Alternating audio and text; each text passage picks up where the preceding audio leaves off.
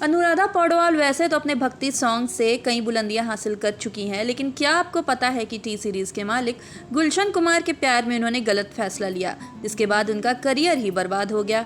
उन्होंने 15 साल पहले आखिरी बार फिल्म जाने क्या होगा में गाने गाए थे।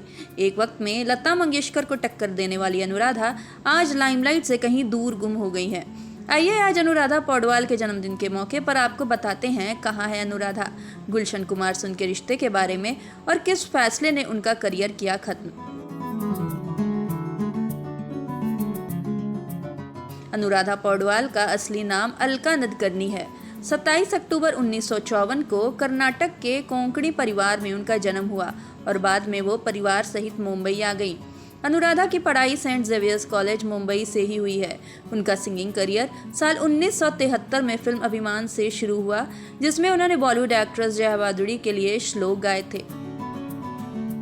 फिर म्यूजिक कंपनी टी सीरीज के साथ मिलकर उन्होंने काम शुरू किया और लाल दुपट्टा मलमल का, आशिकी, तेजाब और दिल है कि मानता नहीं जैसी कई सुपरहिट फिल्मों में अपनी आवाज का जादू बिखेरा। अनुराधा पौडवाल ने बॉलीवुड गानों और भजनों के अलावा पंजाबी, बंगाली, मराठी, तमिल, तेलुगु, उड़िया और नेपाली भाषा में भी गाने गाए हैं। उन्हें फिल्म आशिकी, दिल है कि मानता नहीं और बेटा फिल्मों में सिंगिंग के लिए 3 फिल्मफेयर अवार्ड मिले।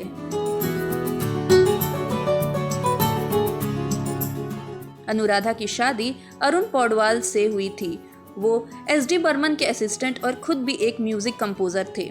दोनों के 2 बच्चे हैं, आदित्य और कविता पौडवाल। कहा जाता है कि पति अरुण पौडवाल की असमय मौत हो जाने के बाद अनुराधा पूरी तरह से अकेली पड़ गई थी। साथ में 2 बच्चों की जिम्मेदारी भी अनुराधा के सिर पर ही आ गई थी। इसी बीच उनकी मुलाकात गुलशन कुमार से हुई।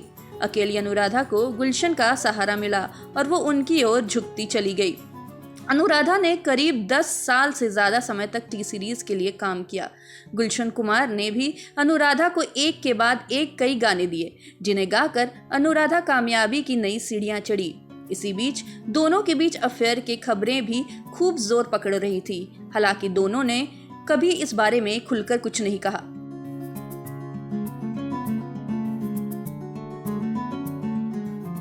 अनुराधा जब अपने करियर के पीक पर थी तो उन्होंने मीडिया के सामने ये बात कह दी थी कि वो सिर्फ गुलशन कुमार की कंपनी टी सीरीज के लिए ही गाएंगी।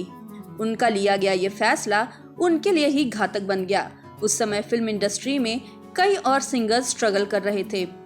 अनुराधा की ओर से कही गई ये बात का उन्होंने पूरा फायदा उठाया। अलका याग्निक और दूसरे सिंगर्स उस समय बहुत फेमस हो गए। जैसे ही अनुराधा ने फिल्मों को छोड़ डिवोशनल सॉन्ग्स गाने शुरू किए, उनका करियर ढलान पर आने लगा।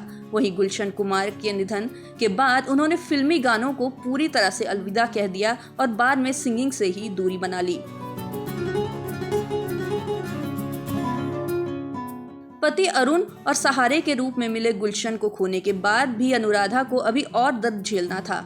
हाल ही में उनके बेटे आदित्य ने भी उनका दामन छोड़ दिया। किडनी फेल होने की वजह से 12 सितंबर 2020 को आदित्य की मौत हो गई। फिलहाल अनुराधा पौडवाल के लिए उनकी बेटी कविता पौडवाल ही एकमात्र सहारा बची है। अब वो लाइमलाइट से दूर अपनी बेटी के साथ ही रहती हैं। आपको अनुराधा पौडवाल से जिंदगी से जुड़ी हमारा पैकेज कैसा लगा, हमें कमेंट करके जरूर बताएं।